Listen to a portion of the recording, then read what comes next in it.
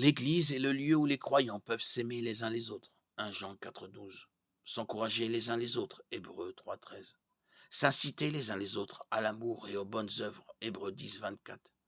Se servir les uns les autres. Galates 5,13. S'instruire les uns les autres. Romains 15,14. S'honorer les uns les autres. Romains 12,10. Et manifester de la bonté et de la compassion les uns envers les autres. Éphésiens 4,32.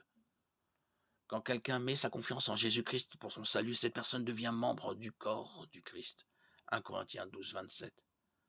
Pour qu'un corps d'église fonctionne correctement, toutes les parties doivent être présentes. 1 Corinthiens 12, 14, 20. Aller à l'église n'est pas suffisant. Nous devons nous impliquer dans un ministère au service des autres, avec les dons spirituels que Dieu nous a donnés. Éphésiens 4, 11, 13.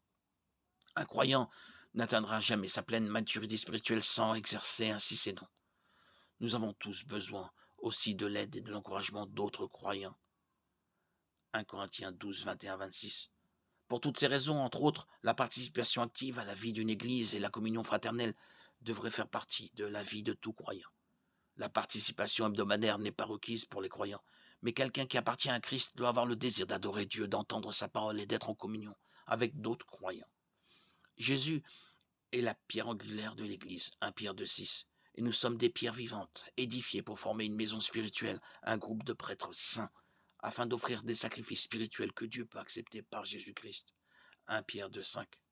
En tant que matériaux de construction de la maison spirituelle de Dieu, nous sommes naturellement en lien les uns avec les autres. Et ce lien se manifeste chaque fois que l'Église va à l'Église.